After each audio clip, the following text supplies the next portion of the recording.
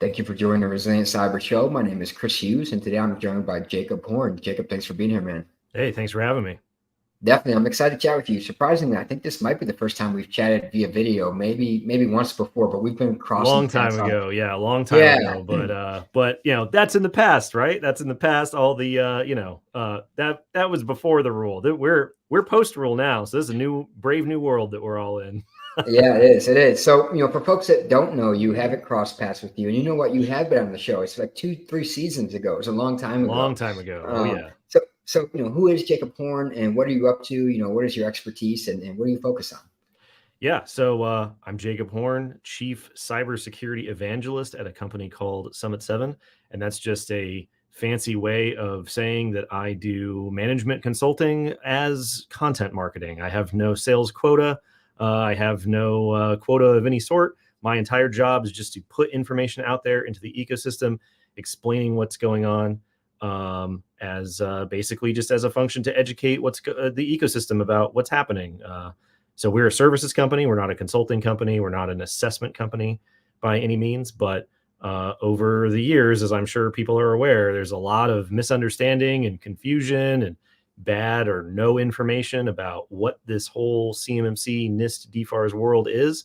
And I just kind of fell into doing that. I've been doing security now for 15 years. Started out active duty in the Navy doing cryptologic technician work, high speed, secret squirrel, cool guy stuff. Got out of the Navy and was a SOC analyst in Hawaii, living the dream for a couple years. And then decided to grow up and get a real job and found myself working in the fast-paced world of DoD Acquisitions. So I had always had a peculiar interest in NIST controls, which, was always very strange for a long time until now. You know what I'm saying? And so I started working the world of 853 ATO packages, that whole side of things, both for an acquisition command as well as for a major prime contractor. And I was just minding my own business, sitting at my desk, happy as a clam. And then one day the supply chain people came into my office and slid a document across my desk called NIST SP 800-171. And they said, "What is this? Everyone's freaking out about it." And I said, "I don't know. What is this? This is a really weird looking document. It's like they took 853 and chopped out all of the interesting and relevant pieces of information and just left a bunch of tatters and called it a standard." And and so that basically opened the door to a consulting opportunity, because essentially everybody in the supply chain of this major prime contractor suddenly found themselves dealing with NIST controls, which the Muggle world until that time was not really exposed to things like that. So I just started consulting, started making content around it, just sort of explaining what I knew and what I was seeing. One thing led to another after a couple of conference presentations, and now I do that full time for Summit 7.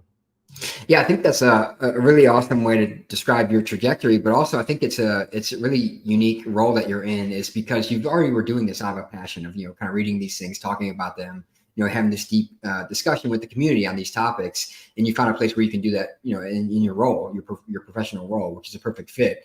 And we were joking before we went live here, is like, you kind of were the guy on the corner with the cardboard box, like the end is near, the end is coming, the role is coming, right? And, everyone was kind of like, "Oh yeah, it's a ways off. We don't need to worry about that. We got time, yada, yada, yada." Here we are, now things have been finalized and are going to be coming to fruition.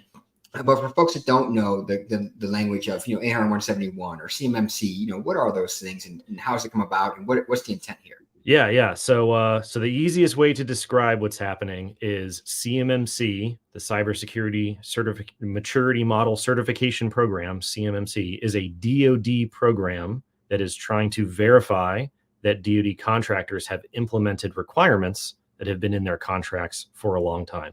And that's essentially the entire story. So the timeline, the very, very abbreviated timeline, is all the way back in 2013. The DoD came up with requirements for security requirements for contractors for the very first time. After a bunch of bad stuff happened in the mid 2000s, it took a while for them to get the rule out. And that was in their contracts, and people were accepting their contract terms. They were attesting to having complied with their contract terms, and nobody was any the wiser. And we all just sort of went along on our merry way. Then the OPM hack happens in 2015. People may remember, at the time, the largest and worst, compromise of government information. And they quickly reacted by revising those requirements to point to what we now know as NIST SP 800-171, and include requirements for facilitating incident response and requirements for putting sensitive unclassified information in the cloud, which is what we now refer to as FedRAMP moderate equivalency, something I'm sure we're going to talk about in a little bit. So the requirements get revised in 2016. There's still no requirement to verify that anything has been implemented. Everybody keeps accepting the terms of their contracts. The data keeps flowing into the supply chain, now flowing into the cloud en masse. And years go by, many bad things happen. The DoD IG investigates after a couple of major weapon systems programs were compromised through the compromise of unclassified information in the hands of DoD contractors. The Armed Services Committees in Congress catch wind of what's going on, and they direct the DoD via a provision in the NDAA of 2020 to create a program that, according to them, the words of Congress, will hold contractors accountable for implementing their requirements. Fast forward, and at the end of 2020, we get the CMMC program as a rule. The problem was that when that rule came out, this was really the first time that anybody was aware that they had been signing these contracts since 2013, 2014, whenever you started doing business with the DoD. So when DoD shows up and says, this is now a condition of keeping your contracts or getting new contracts, and we're not going to pay you to do it because you already said that you did it and we paid you for that work, the political backlash was significant. So they spent all of 2021 reviewing the merits of the program. And at the end of 2021, they said, we've come up with a streamlined version of the program, which we now refer to as 2.0, CMMC 2.0. Then they said, in order to cement this program, we're going to go through more rulemaking in order to codify the program officially, not just have it be some random contract clause that shows up one day. And that rulemaking process could take up to 2 years. Fast forward, here we are 2 years later, and now we have a rule that is going to codify the CMMC 2.0 program. And boy, are people nervous, because we're already seeing the comments in the discourse around CMMC of people saying, well, we don't have enough time to get ready. Meanwhile, as you and people watching very well know, the DoD has done nothing but since, basically 2019, 2020, say, you need to implement these requirements. We're going to come assess you. We really mean it. We're going to come assess you. And it feels like it was just January of 2022 when I was giving a webinar about the announcement of 2.0. And now we're giving webinars about the announcement of the 2.0 rule. So that's the abbreviated timeline of what's going on here. Yeah, it seems like, if anything, this definitely hasn't been fast. It hasn't been abrupt. We feel like we've been kind of watching this evolve and come along slowly, as things do in government. And it sounds like it's almost, in some cases, for some suppliers, a situation of, RTFM, read the manual, but read the contract. People were signing things, agreeing to things, just saying. Hey, I mean, we were both enlisted. What did we hear all the time, right? You met. How many people did you meet that were, they thought they were getting their own fighter jet, right? I thought I was going to be driving the ship, right? And what did your what did your leadership say? You should have read your contract, right? So anybody that was in the military knows, and that's not to be purely facetious, right? I'm not a lawyer, I'm not a contracts attorney, not an expert, but when it gets down to brass tacks, and this is something that the DoD used to emphasize more in the 2020 era, before they sort of circled the wagons and kind of stopped talking about the CMMC program broadly. They used to tell people that they would love to pay for the implementation of these requirements, but they necessarily already did pay for the implementation of the requirements, at least for existing contractors, the majority of people who will be affected. And so as a result, they are unable to pay again for a thing they already paid for. And I wish that they would tell that story a little more about how they would love to pay for the work that already got happened. But it's just like if you were to hire somebody to remodel your kitchen and something got left out of the line items and now they're upside down because they didn't include the price. I don't know, right? Like it is a really, really horrible situation because, as we're going to talk about, it forces a lot of very unsavory trade-offs. But ultimately, when it comes down to the rule, if anybody takes a gander at the rule, it is hundreds of pages long, and probably 3/4 of the rule repeats the same idea over and over and over again. It repeats the timeline that we're on that we just recapped. It repeats the purpose for the rule as a result of that timeline.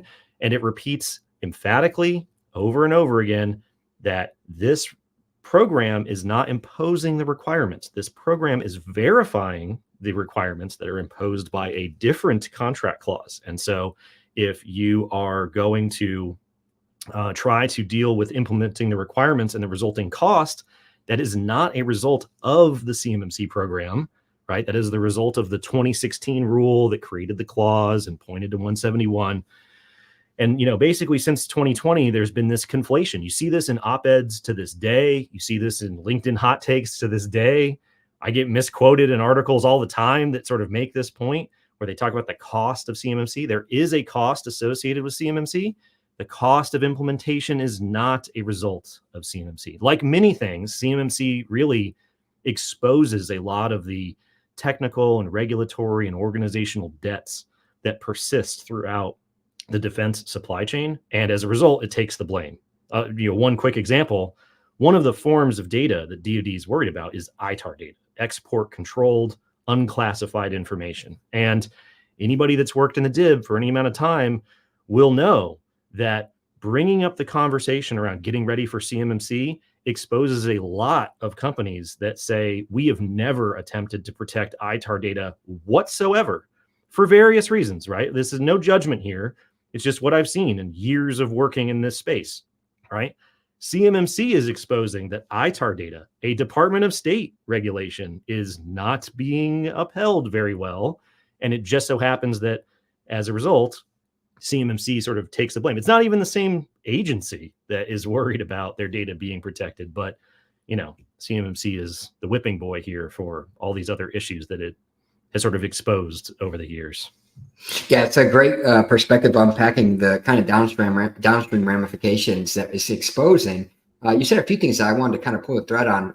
One of it is the cost aspect. We've heard people talk about maybe it'll be an allowable cost or refundable costs or things like that. And I'm curious your take on this, because in my mind, the only way it could be a refundable cost or a cost that you could bake in is assuming you win a contract, but you need to be compliant to win said contract. And not everyone will win. Obviously, there's going to be a winner and losers. So what is your take on the allowable cost or refundable costs that people talk about? Like I said, not an accountant, not a contracts attorney. So make sure you consult the experts. But based off what DoD has said over the years, based off what they say in the rule, based off what they've said in previous rules, 2013, 2016, 2020, and so on, the cost of complying with cybersecurity requirements, and therefore the cost of complying with the assessment required to verify that you've implemented those requirements, is an allowable cost that will be rolled up into your overhead G&A rates, essentially, right? This sort of pool of overhead costs and fees that is included in your bid.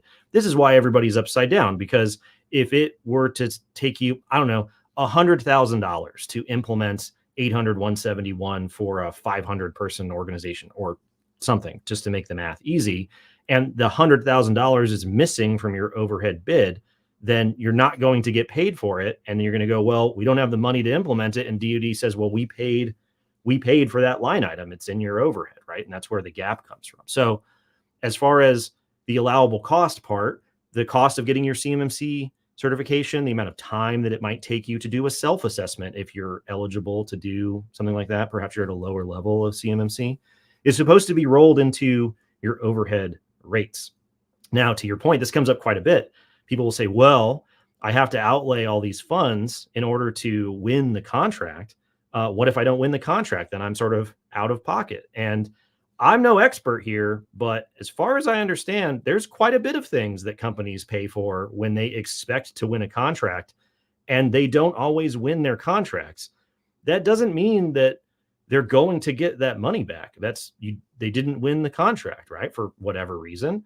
it's not like every dime that you spend getting ready to win a contract is then reimbursed if you lose. I'm not sure why the cost of implementing cybersecurity requirements and the cost of verifying those requirements being overhead is sort of singled out as entirely unique.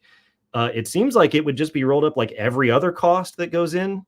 I mean, this one is, significant, but I don't think, and now that I think about it, I think back in the 2016 rule, they even have language responding to public comments on this same theme, where they say the costs of complying and how you account for it is exactly the same as every other DFARS, DoD contract clause that you have in your, proposal that you bid on. So as far as the DoD is concerned, it's just another DFARS clause. So, I think people can agree or disagree, but that's the case the DoD makes, at least. And I think that makes sense. Like I said, talk to your contracts people, but cybersecurity is like cool and different. But when it comes down to complying with the clauses and then including it in your bid, as far as the contracts people are concerned, it's just another clause. So, yeah, I mean, one could, make the inference that, maybe it's because these costs and activities never actually occurred, and now they're looking to have them occur. Yeah, and so costs will now occur. And that sort of brings up, a tangent into why 171 is the way it is. So the original idea that the government had here is that companies have a rational self-interest in protecting their own data and information and operations. And so companies will have implemented some level of cybersecurity before they decide to do business with the government. It turns out that assumption is mostly not true, but it doesn't mean that assumption is unreasonable, right? And so if the first time that you're ever going to spend money on cybersecurity is because you're going to do business with the DoD, that isn't necessarily the government's problem, if that makes sense. You're essentially signing a contract that says you need to give me ostensibly sensitive, unclassified information. And the idea that they would provide that information with no ability to prove that any amount of cybersecurity has been implemented whatsoever is not an unreasonable thing to expect the government to ask about, right? Especially when we've got years of evidence and incidents and IG reports and all this trail of, horrifically bad stuff that's happened. That's the way that they designed 171 in the first place. If anybody's interested, I don't know if we have time to get into it. Yeah, so let's talk about the data for a second there. Yeah. You're talking about the reason to protect the data and the ramifications of not doing so. Some that maybe not familiar with the term or what type of data it actually covers may say it's unclassified data. What's the big deal? Like, what's the concern? What exactly, why is this such a big deal? What kind of data are we talking about, and what can be done with said data? Sure. So, this is sort of an even bigger story that goes back even further than just the DoD CMMC world. So essentially, the U.S. government in the post 9/11 Commission report found out that they're not very good about sharing information. And it wasn't just classified information. It was unclassified information too. And ever since the 9/11 Commission report, multiple attempts were made to create an information sharing environment, is what they used to call it, to foster the sharing of this unclassified information. Years go by and this just never takes off. And the reason why is that all the different agencies had different markings and different protection levels for what essentially was unclassified information. So an executive order gets signed that puts a agency known as NARA, the National Archives and Records Administration, in charge of this federal-wide program.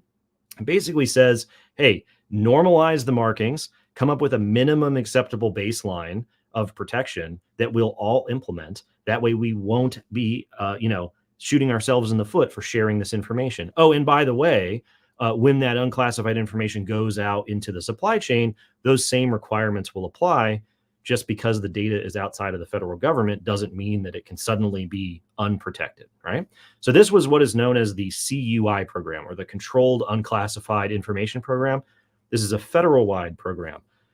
Within that federal-wide program, every agency has their own little forms of unclassified information that they have created policies and regulations around that says need to be protected. For instance, Department of State has ITAR, export controlled information. This is not classified information, but it has data sovereignty requirements. It has foreign protection requirements. It has all these issues, right? The IRS, the DoD, the Department of the Interior, every agency has this sensitive unclassified information that needs a baseline level of protection. DoD is no different. Turns out DoD was actually much further ahead because they've been sharing sensitive technical information, schematics, specifications, naval nuclear propulsion information that's crazily enough not classified, with contractors for decades at this point. So when the government all got together and said, what's the minimum level of protection for this data? DoD said, okay, well, when we send out this unclassified information, that minimum level of protection will apply because that's what the federal standard is. Like, they're just sort of following orders at this point. So in the DoD world, this information is known as controlled technical information. So under the umbrella of CUI, in the DoD world, you've got what they call CTI, controlled technical information. This is blueprints, schematics, things with obvious military or space usage, that kind of stuff, right? We can maybe link to the registry that links to the specific authorities that explain it, but it's that sort of information. The problem is that sort of information necessarily flows throughout the industrial base to a huge degree. It goes through multiple layers of the supply chain. It goes all the way down to very tiny machine shops that are handling what is objectively very sensitive information, even though it's unclassified. And as we know, it's almost entirely unprotected, despite that data coming with the stipulations and contract clauses that says you must implement a minimum amount of cybersecurity requirements. And so whether you're pulling the CUI string, whether you're pulling the DoD authority string, the CMMC string, doesn't really matter. It sort of all gets back to this idea that sensitive unclassified information is flowing through the supply chain. The requirements to protect it are flowing down, is the term, along with it. And now there is a program that will follow and flow down accordingly to verify that those contract requirements are implemented as well. Yeah, it makes sense. And I like the examples you use around schematics and such, because, I can't remember exactly who the quote was attributed to, but we talk about the greatest wealth transfer in history and talk about the intellectual property around weapon systems and national security systems and all the defense industrial based technology and intellectual property and R&D, et cetera, that has been going to adversarial nations like China, Russia, whomever, via this transfer of information that you're talking about here. So one thing I also wanted to ask you about is, we talked about the cost and the people complaining about the burden or the complexity and the cost and so on. And we've heard a lot of people say, even myself, that this program could lead to a consolidation of the defense industrial base. Oh, yeah. Which, we've already seen a lot of that occur, right, over the last decade in many cases, at least from some studies and research I've seen. What are your thoughts on will that occur? And if it does, maybe it's better that we have fewer, better, secure suppliers. Is that necessarily a bad thing? What is your thought on that?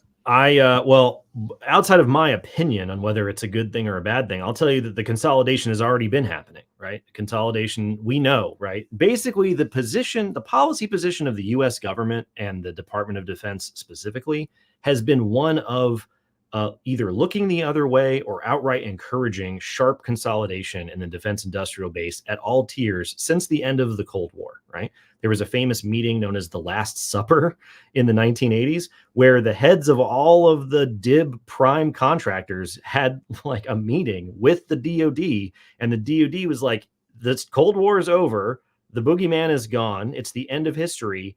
We don't need all of you anymore, so we'll leave you to your own devices to merge and consolidate accordingly. Fast forward to today, and everybody goes, man, why do we only have 5 major prime contractors? Maybe that wasn't such a good idea back in the 80s, right? So the trend towards consolidation in the industrial base is one that is not unique to CMMC. It is certainly not solely because of CMMC. Now, it is another drop in the bucket, to be sure. There is a lot of private equity flowing around in the DIB, snapping up companies from business owners who are looking to retire and would rather not deal with this problem. There are medium-sized contractors that are turning into what I refer to as like baby prime contractors, where they're snapping up smaller subcontractors every 6 to 9 months, and they're becoming relatively large companies at this point, right?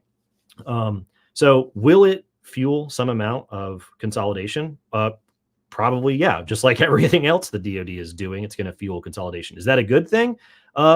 Probably not, because especially as we're heading into a very tumultuous time in the world, having more capacity, having more suppliers is obviously a good thing. But this gets into the world of the question of what is the national industrial policy of the United States, right? If you imagine if we were going to maintain a Cold War sized industrial base through the last several decades in anticipation that one day China would try to take Taiwan and Russia's going to try to invade Ukraine and so on and so forth, we would have had to have subsidized a Cold War sized industrial base for decades. It would never have happened. I mean, you remember not that long ago, people were like, why is the Pentagon buying more tanks than it needs? Why is the Pentagon buying more things than it needs? Why do we have these graveyards of unused weapon systems?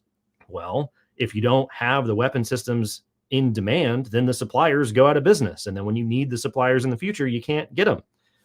The trade-off here, right, is you also can't flow your unclassified information into the supply chain and leave it unprotected, right? So we have a real conundrum on our hands.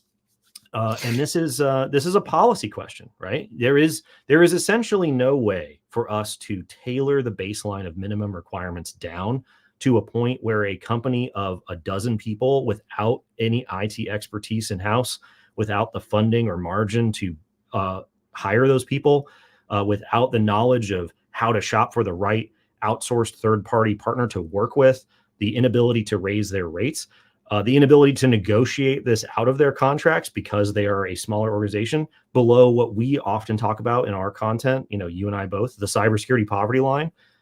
There is no way for you to reduce the minimum level standard for protecting the data such that it won't disrupt people below the cyber poverty line.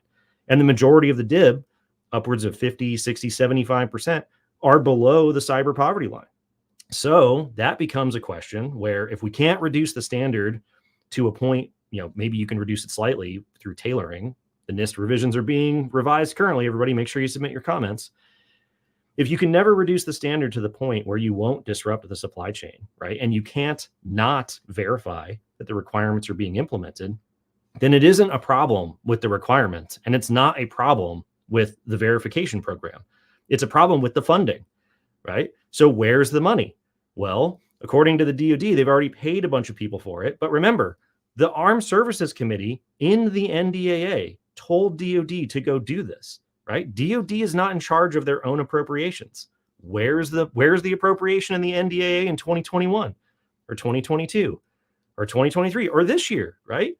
They're perfectly aware of what's going on. The entire reason we're doing this is because it was their idea. So like most things in human nature, the fallout will probably be not exactly what everyone was expecting, and then they'll clean up afterwards, and then we'll sort of keep going from there, which is why I've tried over the years to tell people it doesn't really matter if you agree or disagree with the policy basis for what's going on. I've been telling people that when you zoom the camera out far enough, the policy basis makes this an inevitability. And maybe you can, squirt your way through and not make the investment, and then you get the exception, and then the funding comes in time to rescue you. But what are the odds of that happening? And so if you want to make that decision, business is about taking risks, right? I mean, that's how people are successful. Just make sure that you know what the situation is before you decide which risks you're going to take. Because as I've found over the years, a lot of business owners are making risk decisions to not invest the time, the money, or whatever to comply with the requirements and get up to speed and get ready because they think the rulemaking is not happening. You ask them about rulemaking, they aren't exactly sure how rulemaking works. You ask them about the tailoring process for the NIST standards that are only increasing as years go on. And they're like, well, the standards will reduce. And so it's just one of those things where it's like, if you're going to make the decision to take the risk or not, just make sure you have all the information first, and then we'll go from there. And I think that when you look at the policy, when you look at the winds of change in the regulatory space, national cyber strategy, all the way on down, there's not a very strong case to say that you're going to be able to get out of this without playing ball. If you require a bunch of external funding in order to play ball, we're in a really tough situation, right? And it isn't necessarily the CMMC program that is going to have anything to do with getting you out of complying with the CMMC program, if that makes sense. I mean, they say this in the 2016 rule, they say in this rule, There is no funding appropriation. Where's the funding appropriation? Congress told us to do this. Congress didn't give you the money. Go yell at Congress for the money. Why are you yelling at the CMC program, essentially? Yeah, it makes sense. I guess you can add to the long list of things that I'm sure many people would like to yell at Congress for. Sure.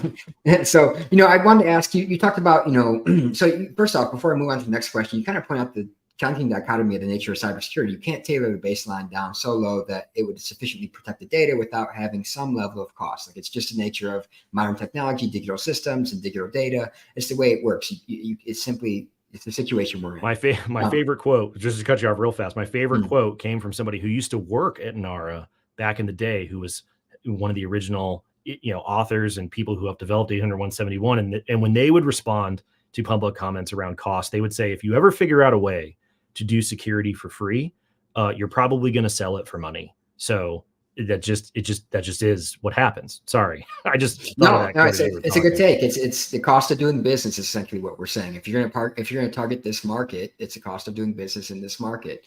So one thing I would ask you too, before I jump to my question to you about third-party suppliers and MSPs and CSPs and so on, there's obviously some level of activity and involvement and knowledge that will have to occur among, contract officers and program managers of integrating these requirements in and modifying them or exempting them or tailoring, et cetera. Yeah. How is that going to occur? How is the workforce going to become knowledgeable on this and integrate it properly?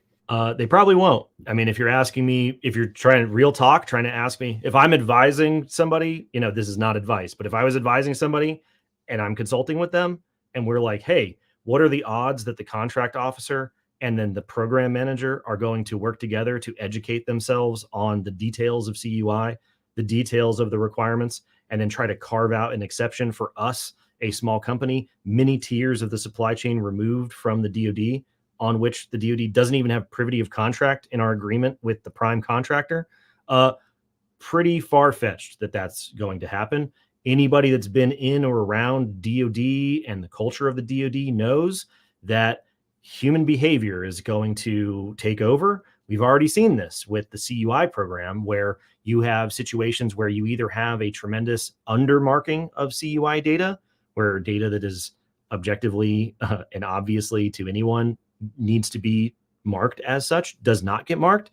And then you have in other situations in different parts of the DoD, a systemic overmarking of that data, because the human behavior dynamic is ultimately what happens. People are busy, it's complicated, it's boring, it's not what they're incentivized to worry about for various reasons, right? Not just monetarily, I'm talking about behavioral incentives in their workplace. And so it's the same thing that will happen all the way down the supply chain. The CUI problem is not a new problem. The requirements that need to be implemented according to the CUI problem, not a new problem, right? This goes back, to 2016 and earlier. CMMC is exposing this problem. For instance, I'll give you an example. We talked about the 2013 requirements, right? It's the first time they showed up. In 2016, they actually added language to the contract clause that says that the contractor, before they flow these requirements down to their subcontractors, the contractor gets to make the decision about whether the data that they're sending down is still going to keep its CUI-ness, whether it's going to retain its identity as CUI. Lockheed, Northrop, Raytheon, they don't have to go to the DoD to ask. They get to make the decision as they decompose the data. Guess how many times they make that decision, right? They don't.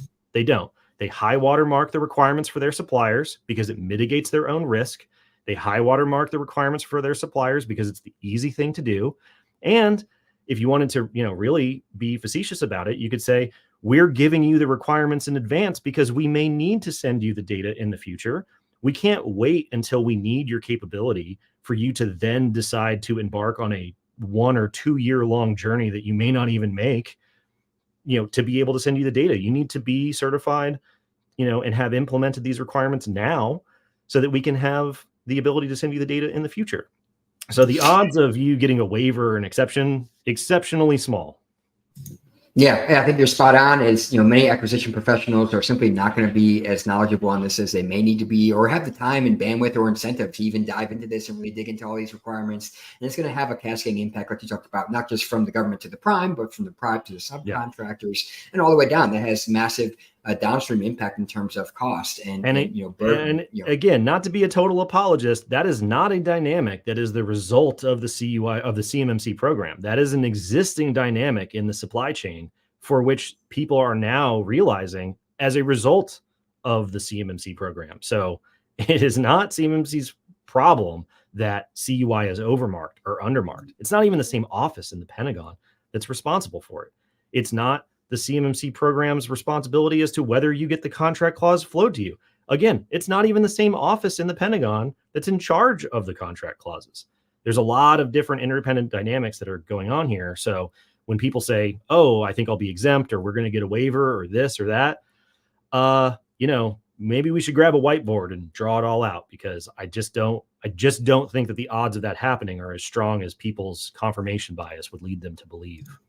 Yeah, I'm with you 100%. I don't think we're going to see a lot of exemptions, and I don't think people will be even knowledgeable or have the time, bandwidth, or incentive to go about doing so. We talked about the complexity of the supply chain, obviously just talking about primes and subs and the government, but there's also another part of that ecosystem of managed service providers, cloud service providers that the DIV, especially the ones below the poverty line, rely on because they don't have the internal capabilities, infrastructure, expertise, et cetera. What does CMMC and 171, what do these things say about these external parties, and how will it handle these external entities? Yeah, well, oh boy, here we go. Strap in, everybody. So the world of CSPs, the world of MSPs, let's treat them separately, right? The world of CSPs and cloud service offerings, as we might say. When the requirements were being revised in 2016, that was the first time that the contract requirements had contemplated the idea that when contractors are receiving data flows downstream from the DoD, they might put this data in the cloud. And when DoD puts the data in the cloud, it has to comply with at least the FedRAMP moderate baseline. That's a problem because when contractors put data in the cloud, like we know, derived all the way from on top of Mount Olympus from the text of FISMA itself, just because you are a contractor handling DoD information does not mean that you can put the data in the cloud and it suddenly doesn't have the same requirements that DoD has when they put their data in the same cloud, right? So the contract clause in 2016 said, okay, listen, access to FedRAMP certified offerings, especially back then, is basically not a thing for contractors in the defense industrial base. So here's our good idea. No good deed goes unpunished, right? They said, listen, if you're going to put our data in the cloud, just make sure that it is equivalent to the FedRAMP moderate baseline, and that we have access to those cloud environments in case of an incident. Remember, this is in the wake of the OMB compromise, right? Or sorry, the OPM compromise. So they put this language of equivalent in there. And apparently not defining the word equivalent allowed industry at large to interpret that to mean we're just going to put the CUI in the cloud, and maybe they have protections and maybe they don't. As we all know, as of last week, a memo came out from the DoD that said, I don't think you understand. I'm paraphrasing here. This isn't actually what it says. The memo says, I don't think you understand. When we said the word equivalent, we meant the same as, which means when you put data in the cloud that has FedRAMP moderate requirements, it needs to have the same FedRAMP moderate requirements. And as a result, they added a couple of extra dashes of spice on the memo. And they said, not only that, if you don't get a FedRAMP authorization, if you're not using a FedRAMP certified service, then you don't get to have any open POAM items. You don't get to accept risk on our behalf just because you're using a service that isn't certified. We're sort of doing you a favor. Their words, not mine. We're doing you a favor by not forcing you to use FedRAMP certified services. You don't just get to put it in non-FedRAMP, equivalent environments just because you're not the DoD. That's just not how it works, right? So that's causing a huge issue. Real quick, before we sort of follow up on those, the world of MSPs, separate issue. Remember how I said earlier, there's a bunch of interdependent problems that are all orbiting around the CMMC program. CMMC takes the blame for all of them. Remember, FedRAMP equivalency, not even a CMMC thing. That's in the 2016 contract clause rule, right? CMMC is just showing up and saying, hey, did you do the thing? And people are like, boo, it's CMMC's fault. Anyways, managed service providers. Necessarily, it is cheaper for companies to outsource this highly specialized work, right? There's negative unemployment, even after the big layoffs, there's negative unemployment in cybersecurity. There's not enough people to do cybersecurity. People who are good at cybersecurity aren't going to be working for $50,000 a year at a 25-person machine shop in the DoD supply chain. That's just not where they go work. So it makes business sense to outsource to an MSP. The problem is MSPs are not defense contractors. MSPs are the choke points and the leverage points for the bad guys to launch various cybercrime and espionage attacks, right? And that's where the privileged access lives. That's where all of this stuff is concentrated. That's where, why do you rob the bank? Because that's where the money is, right? So you essentially have what I call the shadow DIB, where you've got these companies that have a highly concentrated amount of privileged access into the environments that need to be regulated, but those entities themselves are not even considered to be critical infrastructure on their own. They're completely unregulated. There is no standard baseline. The language of the contract clauses sort of omits what they do because lawyers love their definitions. And so CMMC, as a result, is the first regulation that attempts to get its hands around this MSP problem, right? The MSP problem transcends the rest of the critical infrastructure sectors. The MSP problem necessarily is front and center in the national cyber strategy, even though it's not mentioned, because all of these companies and all of these sectors and all of these supply chains are below the poverty line. So they outsource to a third party. It sort of begs the question when you're regulating these critical infrastructure sectors with security controls, if all of the questions in the assessment are being answered by the MSP, you're regulating MSPs by proxy, right? Probably not the most efficient way to go about things is to go from the contractors to their MSP. You should probably start at the MSPs and work your way down, but they're not contractors. You don't have the authority to regulate them. So the CMMC proposed rule really steps out there almost on the par with that FedRAMP memo we talked about. And they say, if you're a managed service provider and your clients are DIB contractors, you need to have an equivalent level CMMC certification as your clients. Will that be what the rule says in the end? Maybe, maybe not. Clearly, the DoD knows that this is a problem now. They're attempting to get their hands around it.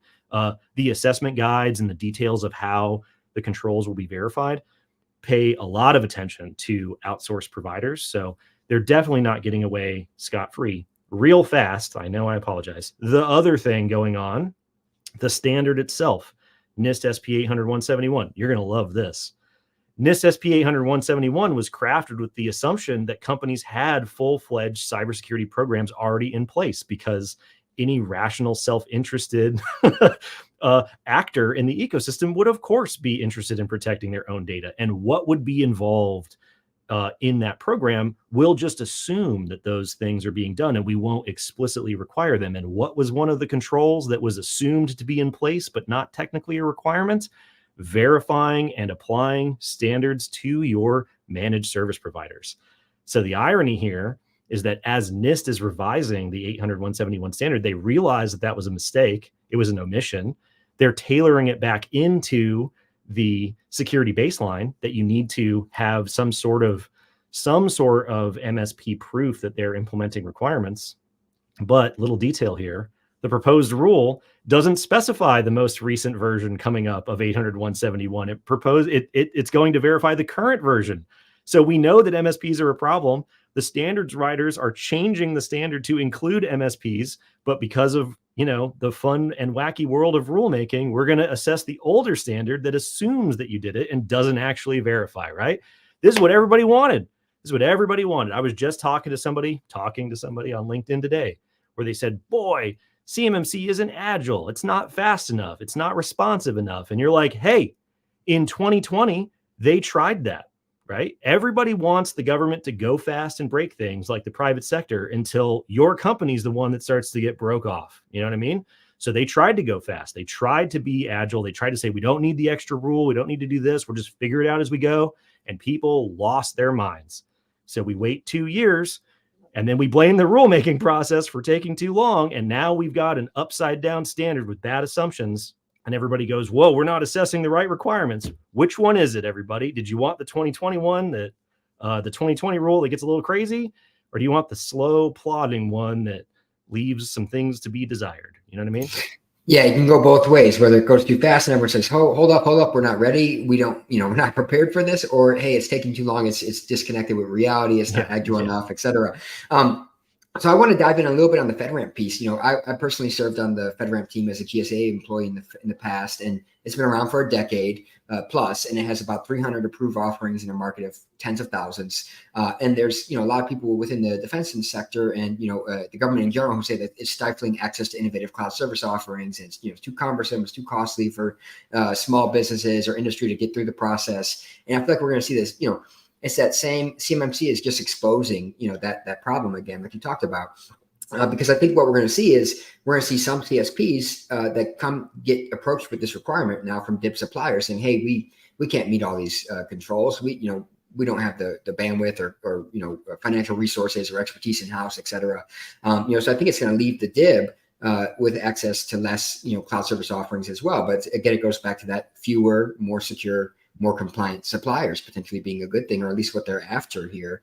How do you think this is going to play out basically as it unfolds? Not well. It's not going to play out well. I had a post about this yesterday where I was like, I don't know. Time and space are an illusion over the last 2 weeks after trying to read this whole rule. The DoD never does anything proactively.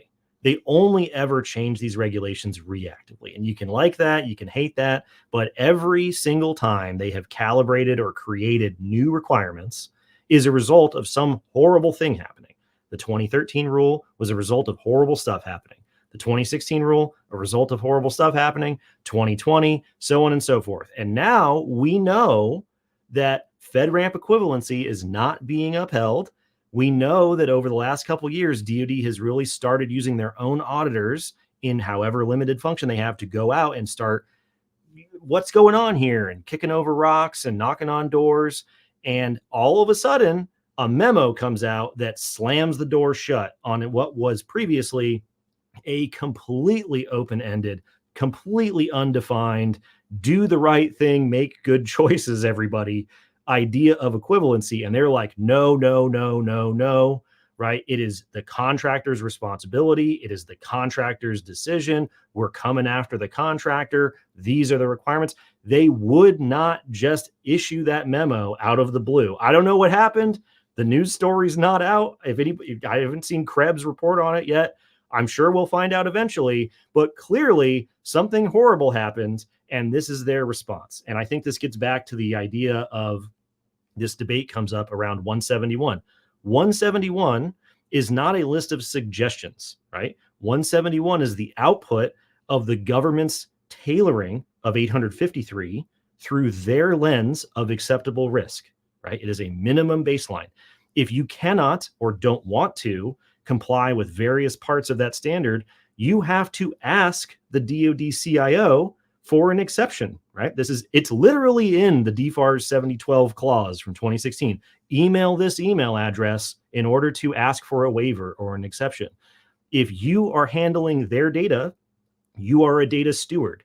You are not a data owner. Therefore, it is not your risk decision over what an acceptable level of risk to take with that data is. The same thing applies when you put that data in the cloud. Probably should apply even more strictly, as the memo points out.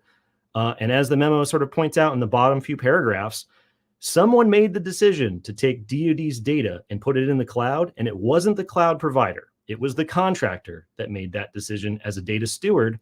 And so now they're going to clarify what they meant by equivalency, because clearly industry's concept of equivalency and their concept of equivalency were not the same.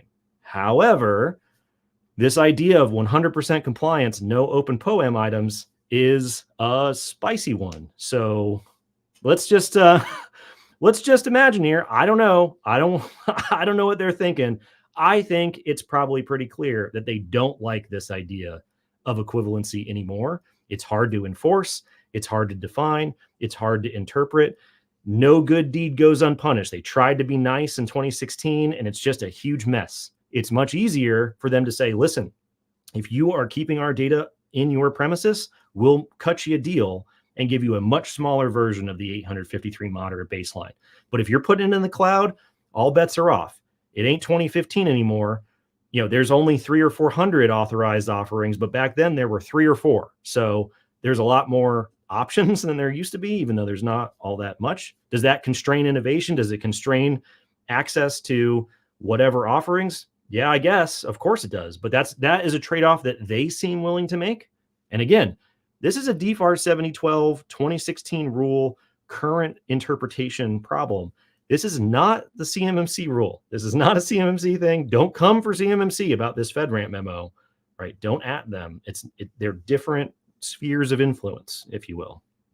Yeah, I think that's a great way to put it. And as you talked about, there's trade-offs to be made, and they're kind of explicitly saying what trade-offs they're willing to accept in this scenario. And just to clarify for some folks, so this equivalency memo that came out, it introduces essentially the CSP is going to have to do all the requirements of the moderate baseline as well as third-party assessment, just not necessarily go through the FedRAMP authorization process. Is that correct? Yeah. Essentially, they're saying if you don't want to go get a FedRAMP authorization, you don't have to.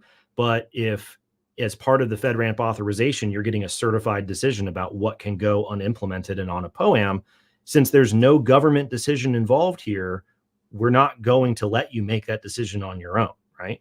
So, for example, CMMC 1.0 got just crucified for not allowing POAMs. In 2.0, they're like, well, yeah, we allow POAMs as long as it's this subset of controls and you have them implemented within 180 days. So it's sort of a POAM, but not really, because we're talking about minimum baselines here, right? Same thing here. You can't make a risk decision. Essentially, what you're saying is, if I were able to decide what the POAMs are, me, a private company dealing with DoD data, can hire another 3PAO, a private company, and then we can decide what an acceptable level of risk is for the DoD's data. It's not how it works. Should the DoD say there's some lesser version of FedRAMP moderate that's acceptable? Maybe. Should they say this subset of FedRAMP moderate can be on temporary POAMs? Maybe. But I don't know. If you read the memo, they don't exactly seem to have much of an appetite for that conversation. We'll have to see how it plays out. But this affects people right now. If you have DFAR 7012 and you've put CUI in the cloud, they have clarified what equivalent means. I think if we want to speculate, DFAR 7012 is going to go through its own another revision, right? We went through 2013 to 2016 revision. We're going to go through another revision this year. More rulemaking, everybody. I think they're just going to delete the concept of equivalency because, they might leave this definition, but they're making it easier to get a FedRAMP cert than it is to get an equivalency determination, right? There's no law out there that says they have to have the concept of equivalency whatsoever. So if it's just a huge pain and it's just not possible to work, they'll just get rid of it. And then everybody doesn't have a choice. You have to use FedRAMP certified offerings. I don't necessarily agree. I just think that's what's going to happen. Yeah, I agree with you. I think it's ultimately going to go that direction. Most likely it's going to bring to light a lot of shadow, non-FedRAMP authorized and or equivalent usage that's already underway. And as you point out, this is in effect right now. So people need to be cognizant of this and going to take stock of what their SaaS and cloud usage looks like right now. Yeah. One thing I want to talk to you, I know we're coming up on time, so I want to be cognizant of your time and the audience's time here. But, we often hear, compliance isn't security and it's thrown around as a negative a lot. And you're a good person. I want to ask about this because the reality is, the industry is essentially, as you talked about, there's a cost of doing security and or compliance. And industry is not going to voluntarily do these things on their own. As we saw historically throughout the program of 171 of CMMC, it's a perfect use case of demonstrating that. What do you say to folks that kind of throw that out? And do you think this will help bring to reality real security? As we've shown, is they're not going to voluntarily do this themselves. If they don't have to, they won't. Yeah, well, my first thing that I'll say is talking to you, security practitioners out there that love to say that security, and compliance are different things. If you think that there are controls in the 800-171 standard that do not, provide security value, you need to submit your comments to NIST. The comment period's open right now. I see a lot of people out there who say compliance isn't security. I don't see a lot of those same people submitting comments to NIST. You know what I'm saying? Anyways, when people, pull the thread on this, it begs the question, which parts of these standards don't provide security value? Because there seems to be this idea that compliance and security are different things. I think that a lot of this stems from the fact that smart, high-speed security people don't like to show their work. There are two sides to security. There is functionality, which we all love. It's the cool high-speed part. And there is assurance, right? And a lot of requirements have a security value because they provide assurance that the functionality is working properly, right? Saying that security and compliance are two different things, a lot of times it's sort of like saying, when I tell you to show your math or show your work on a math problem, everything except the answer isn't real math, right? Or, everything training for a marathon isn't actually running the marathon until I cross the finish line, right? They're two sides of the same coin. I think as people start to look at the controls that are in 800.171, they're not formatted in a kind way. They're written in NIST-ese that can be difficult to penetrate and decipher. But when you look under the hood, they're the same controls that are in every other standard that's out there. And if you're going to argue that things like MFA and least privilege and basic segmentation and identity management and backups and so on and so forth don't provide security value, I don't know what to tell you. If anything, what you'll find when you look at 171 is they took out a bunch of stuff that had security value and it needs to go back in very quickly. That's what CMMC 1.0 originally did, right? They had this big thing where they said, we're aligning with the NIST standard.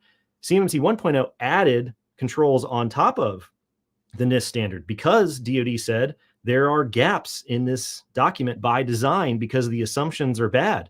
And everybody said, boo, boo, get rid of it. Here we are 3 years later. And what's NIST doing?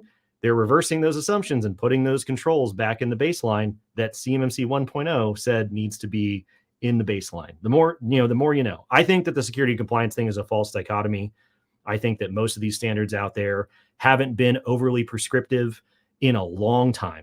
And I think that the idea and focus on outcomes in security standards is incredibly toxic.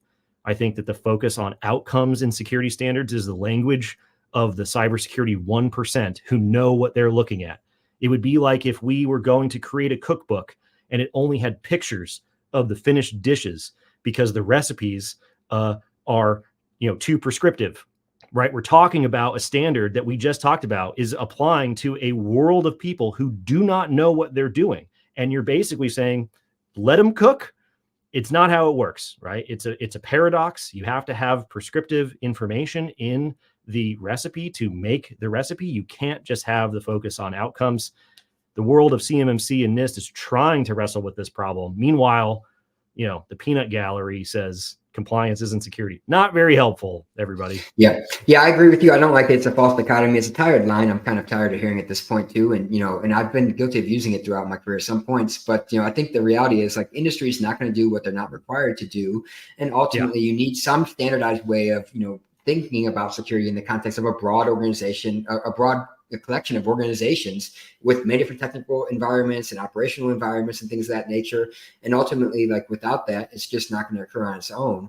And I like what you said about outcomes, because people were like, look, they got hacked and they still had a SOC 2 or they still had whatever, right? Anyone that's in security knows that no system is infallible and no controls are compliant 100% of all the time at all times. Nothing reality. Nothing drives me up the wall more than the entire security industry saying we need to move to the idea of assuming a breach. And then a breach happens and they go, whoa, they got breached even though they were compliant. And you're like, I thought the idea was that we were assuming we were breached to start with. What are you talking about? Of course they got breached. That's the whole idea, isn't it?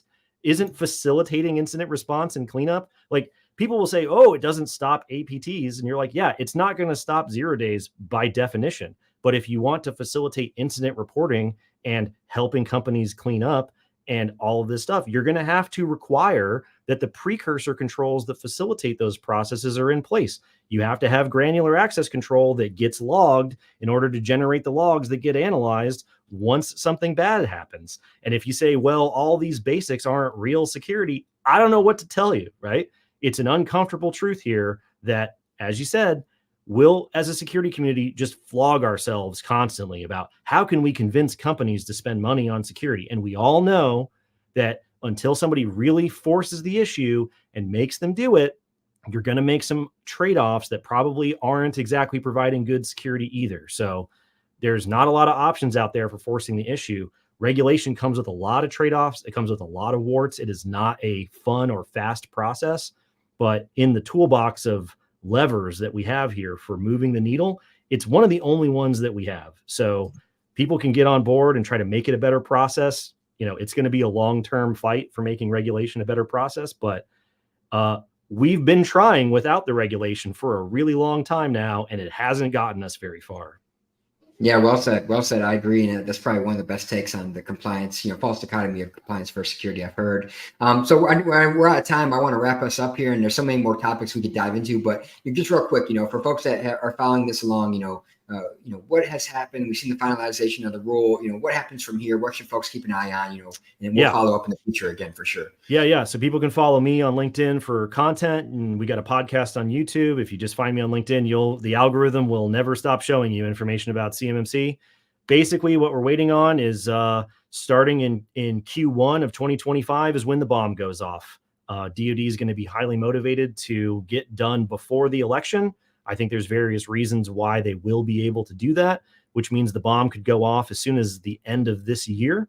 And unfortunately, the implementation timeline for those requirements that are being assessed is much longer than the amount of time that the rule has left before it becomes final. So most people in the DIB that laughed or scoffed or ignored or thought it wasn't going to happen are in a seriously upside down situation. We're going to have a webinar while we're having this conversation. We're going to have a webinar tomorrow on the 10th. If you don't mind, I can put the link in the chat. You can find it on my LinkedIn page. We'll go through all the details. We'll go through all of the visualizations, all that stuff, and then we can go from there. But yeah, the proposed rule that just came out lit the fuse. When the final rule comes out, starting end of this year, Q1 of next year, is when the boom happens. Sorry, I'm new here. For folks following along, I'll be dropping that link he talked about both to his profile as well as the event they'll have coming up tomorrow on the discussion here. There's a lot more to unpack on this topic. And if you're interested in anything about defense industrial-based security and compliance, CMMC 171, I can't think of a better name to follow than Jacob Horne. So Jacob, thanks for being here today, man. Had a great conversation. I hope everyone has a good day. Anytime. See you.